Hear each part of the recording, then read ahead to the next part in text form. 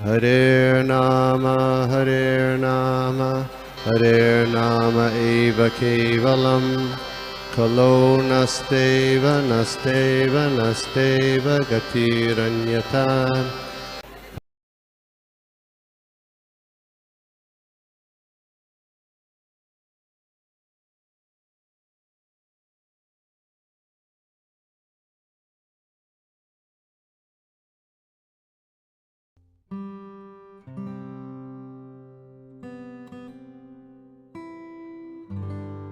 अध्याय 9 श्लोक क्रमांक 16।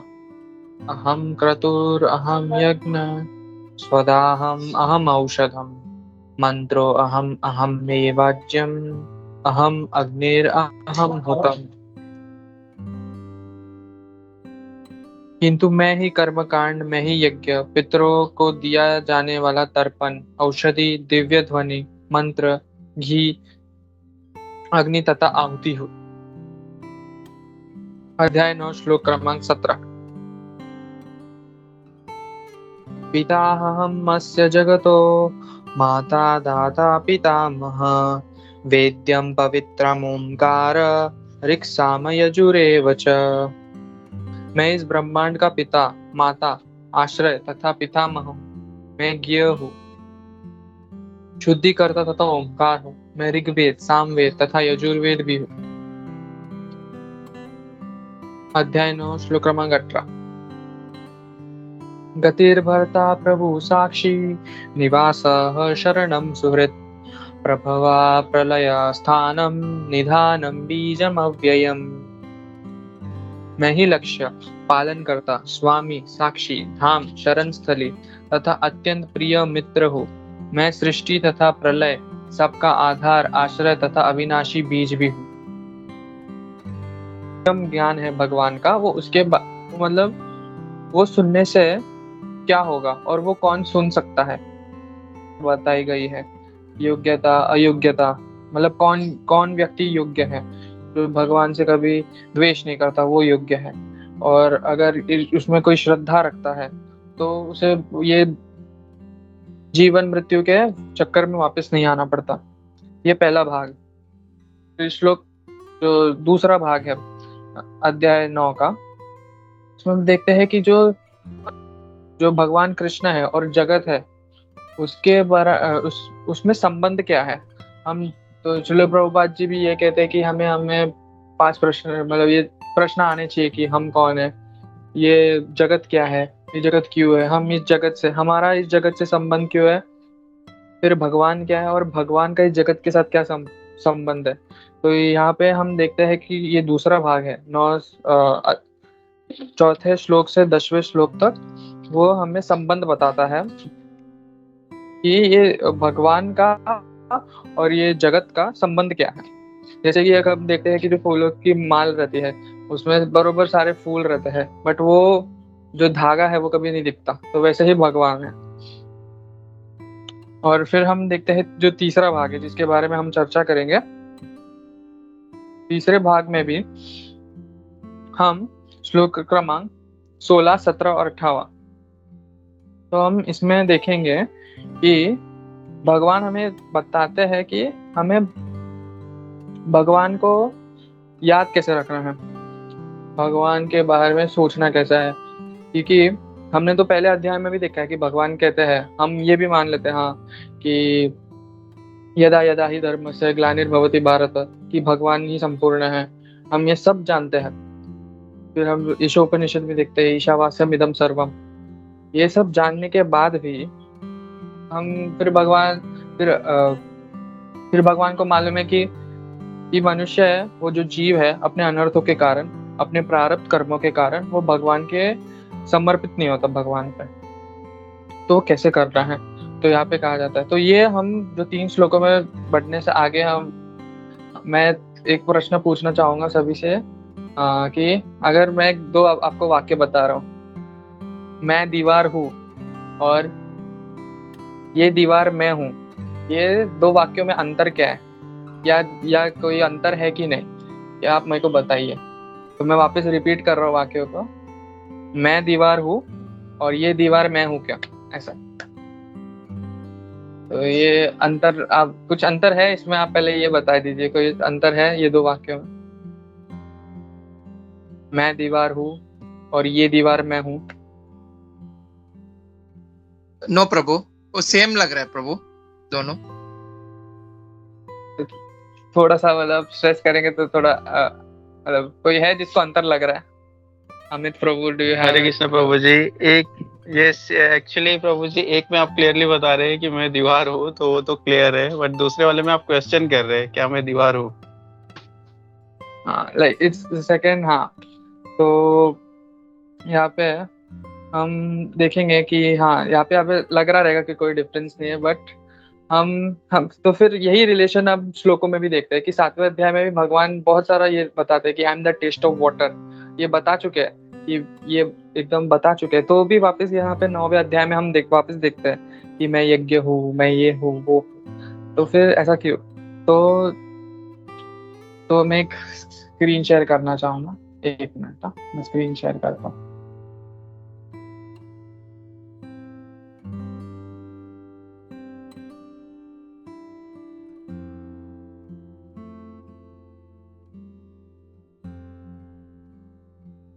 तो ये अलग अलग जो भगवान की उपासना है, तो हम देख रहे हैं कि भगवान की उपासना कैसे की जाती है।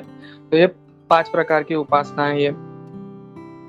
तो हम देख रहे हैं एकत्वेना, पृथक्त्वेना, विश्वक्तेना, सुकृतेना और एक महात्मा वाली उपासना। तो ये अलग अलग उपासना है। तो ये जो दीवार वाला एग्जाम्पल है, तो मैं दीवार हूँ, उससे अगर समझो कि मैंने एक एग्जाम्पल लिया कि अमित प्रभु, मतलब समझे हैं कि अमित प्रभु दीवार है। तो पहले मैंने अमित प्रभु का मैंने चित्र सब अपने मन में लाया कि अमित प्रभु है, उनका चित्र है, एक व्यक्ति का नाम है अमित, उसको मैंने दीवार समझा। हाँ, दीवार में मैं अमित प्रभु को देख रहा हूँ ऐसा, ये दीवार अमित प्रभु है, तो पहले मैं दीवार का चित्र लाऊंगा, फिर मैं अमित प्रभु को समझूंगा हाँ ये इंसान है ना, ये व्यक्ति है, ये दीवार है। तो वैसा, तो यही डिफरेंस है कि पहले भगवान बताते हैं कि तुम जल को देखो, जल के जो टेस्ट है उसको देखो, जो सूर्य है वो मैं हूँ, वैसा जो रुद्र है वो है। तो हम तो पहले हम बता रहे थे कि भगवान बता रहे कि जब हम जो जगत में जो भी चीजें देखते हैं उससे हमें भगवान को देखना है। बट अभी भगवान बता रहे हैं जब तुम हम सततम कीर्तन करोगे, उसके बाद क्या इफेक्ट होगा, जब तुम ये सब यज्ञ देखोगे, कर्म कांड हो, कुछ भी कर्म कांड की यज्ञ हो, नहीं तो उसमें जो भगवान को मतलब जो पितरों को तर्पण किया था वो भी हो, तो हम उसको देखें हाँ ये भगवान का ही है। तो this is some change in thinking. I hope you agree कि आपको समझ में आया है। तो प्लीज एक कंफर्मेशन दीजिए कि आपको ये पॉइंट एटलीस्ट समझ में आया। Okay, thank you so much everyone. तो मूविंग ऑन, हम देखते हैं तो एकत्वेना। तो एकत्वेना में हम देखते हैं कि ये 9 जो है, ये 11वें श्लोक और 12वें श्लोक में भी है कि सॉरी 11वें और 12वें श्लोक में है, क्योंकि वो भगवान को समझ ही नहीं पाते इसे, क्योंकि वो जो प्रकृति है उसमें बद्ध रहते हैं, उसे भगवान को समझ ही नहीं पाते। फिर वो आता है, फिर थोड़ा लेवल बढ़ जाता है, तो वो समझता है पृथक्त्वेना कि हाँ भगवान है, बट भगवान भी बहुत कई सारा है कि हाँ मतलब इंद्र है, सूर्य है, अग्नि है। तो मेरे को अगर कुछ चाहिए, अगर मेरे को उसकी उपासना करनी पड़ेगी, इसकी उपासना करनी, अगर मेरे को कुछ मेरे इंद्रियों को भोग करना है तो मेरे को ये भगवान के पास। तो भगवान को समझता है हाँ ऊपर वाला है, बट ऊपर वाला अलग अलग लेवल्स पे है, ये पृथक करके रखता है वो भगवान को। और एक है विश्वक्त्वेना, वो भगवान के रूप में देखता है, तो वो बोलता है कि हाँ ये झाड़ भी भगवान के रोम है, फिर जो घोड़े कच्छर है वो भगवान के नाखून है। हम ये भागवतम में बहुत सुंदर तरीके से लिखते हैं। तो वैसे वैसा लेवल बढ़ता जाता है। तो फिर भगवान उसके पहले यही अध्याय में बोलते हैं महात्मा का वर्णन करते हैं। तो महात्मा कैसा होता है, वहां पे लिखा है कि महात्मा रहता है जो आध्यात्मिक प्रकृति के शरण में रहता है। तो आध्यात्मिक प्रकृति उस वक्त हम खुद राधा रानी है, तो हम तो कभी डायरेक्ट राधा रानी के शरण में नहीं जा सकते, इसीलिए हम महात्मा को ढूंढते हैं। इसीलिए हम प्रभुपाद जी की पुस्तक पढ़ते हैं, जिससे कि हम जो आध्यात्मिक प्रकृति उससे जुड़ सके। फिर हम तो कभी मतलब राधा रानी की शरण में नहीं जा सकते, आध्यात्मिक प्रकृति के शरण में नहीं, तो उसके संपर्क में नहीं आ सकते। इसलिए हम जो हमारे गुरु महाराज है, जो सन्यासी है, नहीं तो जो अच्छा साधु संघ है, उनसे हम जुड़ने का प्रयास करते हैं। तो और हमें ये भी जानना चाहिए, साधु संघ इज वेरी इंपॉर्टेंट। साधु संघ इज नॉट ओनली, मतलब ये सिर्फ ये नहीं कि हमें कुछ लेक्चर सुनना है, बट हम संग करेंगे तो थोड़ा सीखेंगे, हम थोड़ा आचार ला पाएंगे कि ये भगवान क्या है। ये आध्यात्मिक प्रकृति जुड़ने से, हाँ, तो फिर भगवान ये भी पूछते हैं कि हम लोग ये आध्यात्मिक प्रकृति से क्यों जुड़ना चाहते हैं। हम आध्यात्मिक प्रकृति से फिर अगर हम लोग जुड़े आध्यात्मिक प्रकृति से, तो हमें जो भौतिक प्रकृति के क्लेश है उसको सहना नहीं पड़ेगा। इसका मतलब ये नहीं कि सारे क्लेश दूर हो जाएंगे या तो आएंगे ही नहीं। तो वहाँ पे एक बहुत बड़ा एग्जाम्पल है, जैसे कि हम बाइक लेके जा रहे हैं, बाइक पे जा रहे हैं तो सामने गड्ढा आ रहा है, तो बाइक से जाएंगे तो झटका लगेगा, साइकिल से जाएंगे झटका लगेगा। बट वही मैं आपको अभी अगर गाड़ी में, मर्सिडीज की गाड़ी में, नहीं तो रोल्स रॉयस की मस्त वाली गाड़ी में बैठा दूँ, तो आपको जो गड्ढे में से गाड़ी गई कुछ फर्क नहीं पड़ेगा, क्योंकि उसके अंदर सस्पेंशन है। तो भक्ति भी ऐसा है, वो आपको अगर आप उसमें करोगे तो जो जगत के, नहीं तो जो क्लेश है, जो प्रॉब्लम्स है, जो हम देखते हैं, हमारा जो रोज झेलते हैं, उसे वो हमें थोड़ा, हाँ ठीक है, हम समझ के लेंगे हमारा प्रारब्ध है। और फिर हाँ, तो इसके बाद कि हमें ये हम जान गए कि महात्मा कौन है, महात्मा के मतलब उनके शरण में आना चाहिए। तो ये महात्मा खुद भी भगवान राधा रानी की शरण में, क्योंकि वो सततम कीर्तन करते हैं। और यहाँ पे मधुसूदन विष्णु प्रभु कहते हैं कि हमें जो सततम कीर्तन है, ये हमें कंसिस्टेंटली हर रोज, हमें अच्छा लग रहा है भक्ति तो भी करना पड़ेगा, भक्ति अच्छा नहीं, कड़वा लग रहा है तो भी करना पड़ेगा। क्योंकि मधुसूदन प्रभु एक बोलते हैं कि हमें जब तक हमारे जीवन में शुद्धता नहीं आती, जब तक हमारे आचार विचार और मन में शुद्धता नहीं आती, नहीं, जब तक हमारा हृदय साफ नहीं होता, हमें भगवान नहीं मिलेंगे। अगर आप सन्यासी हो, गृहस्थ हो, ब्रह्मचारी हो, कुछ भी हो। वो कहते हैं कि अगर आप 10 साल से सन्यासी हो तो भी नहीं हो, आप 100 साल से कर रहे हो, नहीं, क्योंकि ये सच्चाई है। हाँ, तो हम इस प्रकार हम देखेंगे कि आई थिंक सबको इतना समझ में आया। Do they have any question regarding shlokas में?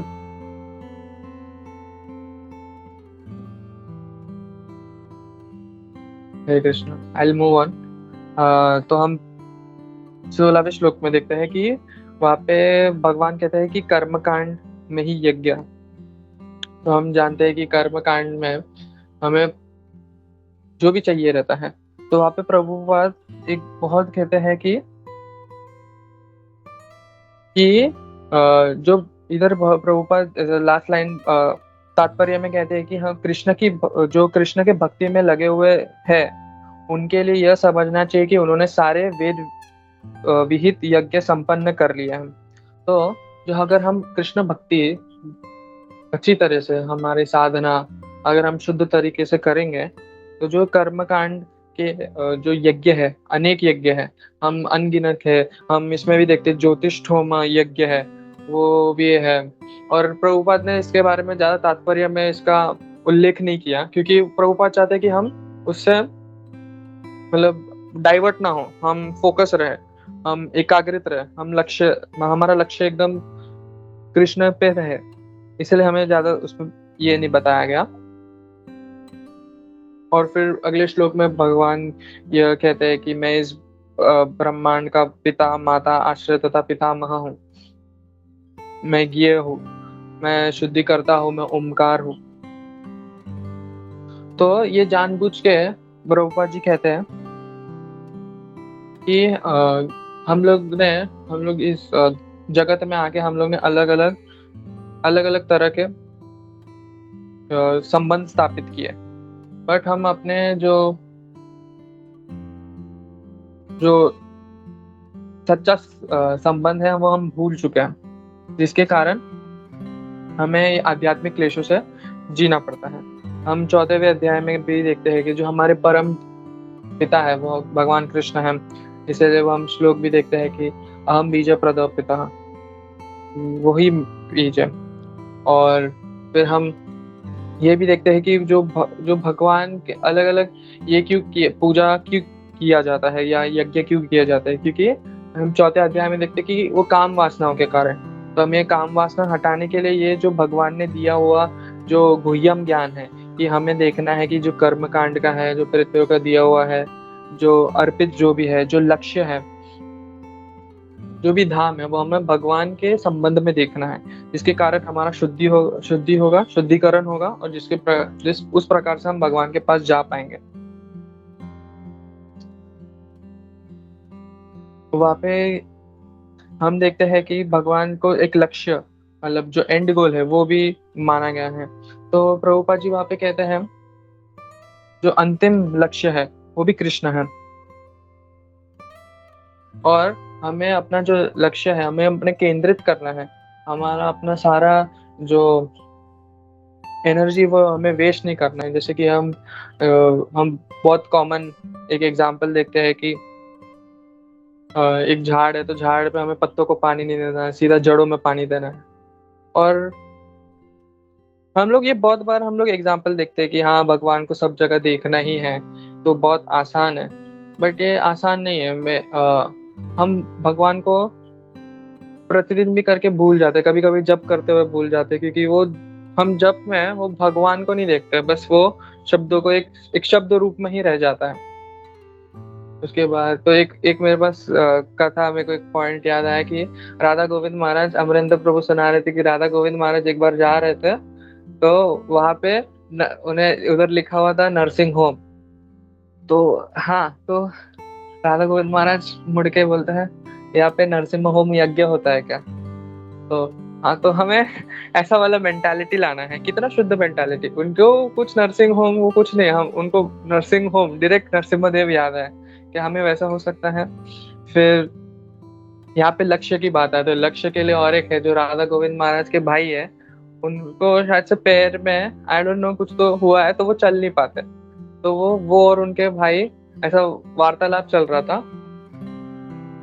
तो राधा गोविंद महाराज अपने भाई को पूछते हैं कि हमें ये क्या समझना चाहिए। हाँ, राधा गोविंद महाराज अपने भाई को पूछते हैं कि जो हमको ये आप ये भोग रहे हो, जो एकदम क्लेश भोग रहे हो, तो हमें भगवान की कृपा समझनी चाहिए कि भगवान जी हमारा पाप किया हुआ है, इसलिए पहले पाप है, तो हमें ये समझना चाहिए।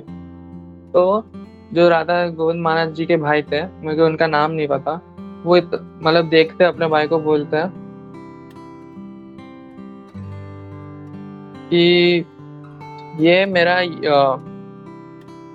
ना ये भगवान की कृपा है। मतलब हमें समझना चाहिए जो व्यक्ति मतलब जो ठीक से चल नहीं सकता, वो बोल रहा है कि ये भगवान की कृपा है, तो हमें कितना कुछ सीखना चाहिए। हमारे 4 हाथ मोस्टली वर्किंग है, हमें एटलीस्ट 3 वक्त का खाना मिलता है, तो हम भगवान की कृपा नहीं करते। यही महात्मा का एक गुण है कि महात्मा है वो जो भी मतलब रहता है वो बहुत यूटिलाइज करता है, वो वेस्ट नहीं करता। जैसे कि एक है कि श्रील प्रभुपाद जी जब भी अमेरिका के टाइम में थे, उनके पास बहुत कम पैसे थे, तो वो भगवत गीता के नोट्स कहाँ बनाते थे आपको मालूम है? जो उनको जो खत मिलता था, तो खत में तभी पोस्ट कार्ड और जो एनवलप था वो एक ही पेपर पे आता था। तो जो फोल्ड किया हुआ जो एनवलप रहता था उसको खोलते थे, जो ग्लू लगा हुआ था उसको खोलते थे, और वो किनारों पे वो नोट्स बनाते थे भागवतम के, भगवत गीता के, ऐसे छोटे छोटे शब्दों में। तो क्योंकि प्रभुपाद जी का मेंटालिटी था कि ये भगवान का दिया हुआ पेपर है, ये भगवान का दिया हुआ पुस्तक है, तो मुझे यूटिलाइज करना है।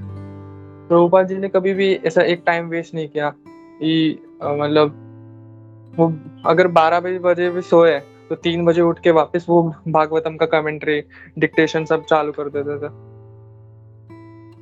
तो हम अगर उतना नहीं कर पाए तो अगर हमें मधुसूदन प्रभु बोलते कि हमें एटलीस्ट ट्राई करना चाहिए कि ये लगाने के लिए कि हम अपने अपने जीवन में भगवान को उतार सके, कि हमें तो फिर हम जो हमारे सामने जो लोग हैं, जो हमारे जो रिलेशनशिप है उसमें मतलब बदलाव आएगा।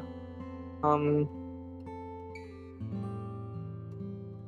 और नेक्स्ट पॉइंट मैं बोलना चाहूंगा कि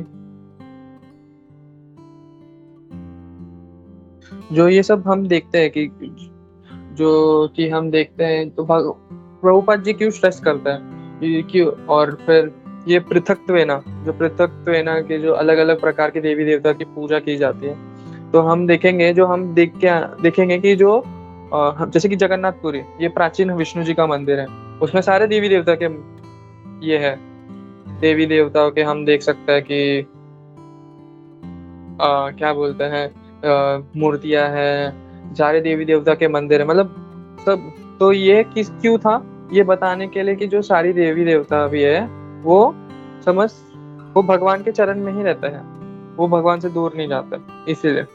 बट आजकल ये कलयुग में ऐसा हो गया, इसलिए प्रभुपाद जी ने बोला था कि अगर हम देवी देवता में करें तो सब इधर हो जाएंगे, डाइवर्ट हो जाएंगे, इसलिए ही मेड अ रूल कि नहीं, हम लोग सब विष्णु तत्व और कृष्णा के बारे में हम पूजा उपासना करेंगे। तो हाँ, और फिर हमको ये सब ध्यान रखना चाहिए, हम लोग को भगवान को जीवन में उतारना है। और महात्माओं के बारे में हम देख सकते हैं कि मैंने कहा कि हम कभी राधा रानी के, मतलब वो राधा रानी की कृपा पाए, हमको डायरेक्ट कभी नहीं मिल सकता, तो हमें गुरुजन की कृपा माननी चाहिए, साधु संत की कृपा लेनी चाहिए। और जो हमें जो एकदम गौरवशाली जो गौड़ीय प्रणाली का जो गुरु डिसाइपल हमें जो सक्सेशन मिला है, शिक्षण प्रणाली मिली है, उसको हमें सरेंडर करना चाहिए, हमें एक्सेप्ट करना चाहिए। जैसे कि और एक उदाहरणार्थ एक प्रभुपाद जी बहुत अच्छे से बताते हैं कि हमें अपनी जो ऊर्जा है उसको खत्म नहीं करना है छोटी छोटी चीजों में लगा करने, तो अलग अलग देवी देवताओं के का इसमें पूजा उपासना में। जैसे कि हम एक ऊंची इमारत देखते, प्रभुपाद जी बताते, जैसे कि ऊंची इमारत देख रहे हो, उसमें अगर डायरेक्ट 12 फ्लोर का बटन है तो उसमें चढ़ जाओ ना, हर एक फ्लोर पे जाके क्यों तुम्हें सीढ़ी पे चढ़ना है। इसे वो बताते कि हर एक इस पे चढ़ना है हमें।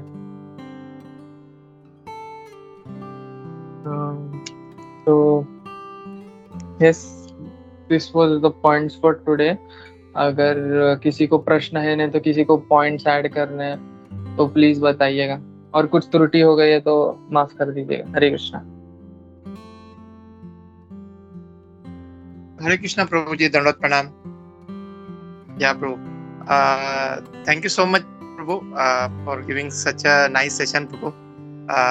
एंड आपने बहुत अच्छा अटेम्प्ट किया प्रभु, ये जो 3 श्लोक है 16, 17 और 18 का प्रभु, और जिसमें आपने मुझे प्रभु वो पार्ट बहुत अच्छा लगा जिसमें आपने ये बताया प्रभु कैसे मतलब हम हर एक चीज को हम भगवान के इसमें कैसे सेवा में लगा सकते, due to there are some examples you given Prabhupada ji के, फिर इन महाराज जी का एग्जांपल आपने दिया प्रभु।